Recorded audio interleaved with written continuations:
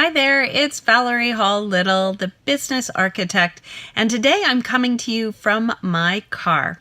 The reason is because today let's talk about tracking your mileage. Do you track your mileage?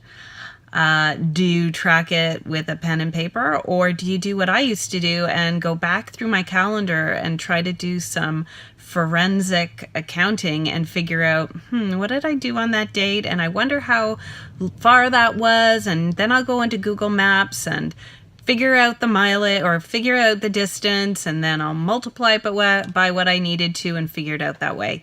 Huge waste of time and effort, let me tell you. Because I've been there, done that, and learned from my mistakes. So I want to pass it along to you. Hope it helps you. One thing I always have in my car is my phone. And not that I'm on it at all. I'm not advocating that at all. But there are mileage tracker apps that you can use, and they are awesome. So when I get to my destination and I've parked safely, I pull out my phone and I track my mileage.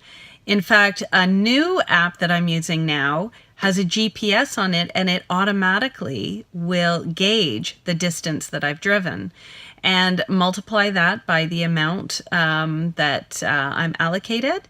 And voila, it is put into a report so that every month I just download the report from my app and I just send that to my bookkeeper, and they work the magic and do the rest.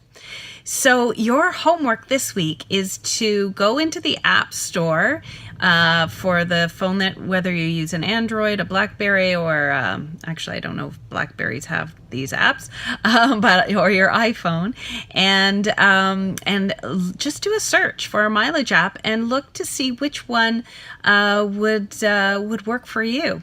It needs to be really super convenient, easy to use, and allow you to download reports. Most of them will do that. You shouldn't have a problem, but just take a few for a test drive and see what works best for you. So that is your next action step towards designing your business that is built to soar. Thanks for watching, and I'll see you next time.